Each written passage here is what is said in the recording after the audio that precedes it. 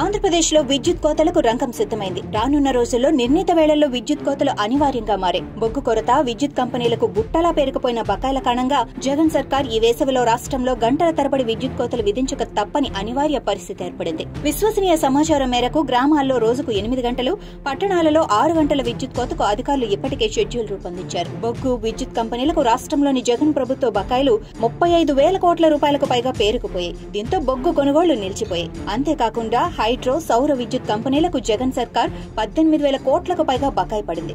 దీంతో ఆ కంపెనీల నుంచి విద్యుత్ సరఫరా నిలిచిపోయే పరిస్థితి ఏర్పడింది. దీంతో రాష్ట్రం తీవ్రమైన విద్యుత్ కొరతను ఎదుర్కొంటోంది. విద్యుత్ కొనుగోలుకు మార్గాలు మూసుకుపోవడం విద్యుత్ కోతలకు దారితీసింది. విశ్వసనీయ సమాచారం మేరకు సరిగ్గా ఎన్నికల ముందు జగన్ సర్కార్ తీవ్రమైన విద్యుత్ కోతను ఎదుర్కొనున్నారు. వాతావరణ శాఖ ఈ ఏడాది ఉష్ణోగ్రతలు రికార్డు స్థాయిలో అత్యధికంగా నమోదయ్యే అవకాశాలున్నాయని చెబుతున్న సంగతి తెలిసింది. అసలే తీవ్రమైన ప్రజా వ్యతిరేకత ఎదుర్కొంటున్న జగన్ ప్రభుత్వానికి మండు వేసవిలో విద్యుత్ కోతలు విధించక తప్పని అనివార్య పరిస్థితి తలెత్తడం మూలిగే నక్క మీద తాటిపండు పడ్డ చందంగా అవుతుందని పరిశీలకులు విశ్లేషిస్తున్నారు.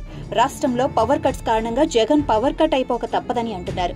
అనాలోచిత నిర్ణయాలు, అస్తవ్యస్త విధానాలతో సర్ప్లస్ పవర్ స్టేట్ గా ఉన్న ఆంధ్రప్రదేశ్ ను గాఢాంధకార ప్రదేశ్ గా మార్చిన ఫలితం జగన్ రానున్న ఎన్నికలలో అనుభవించక తప్పదని అంటున్నారు. మేలో జరిగే ఎన్నికలలో విద్యుత్ కోతల ప్రభావం జగన్ సర్కార్ కు తీవ్ర నష్టం కలిగించక తప్పదని చెబుతున్నారు.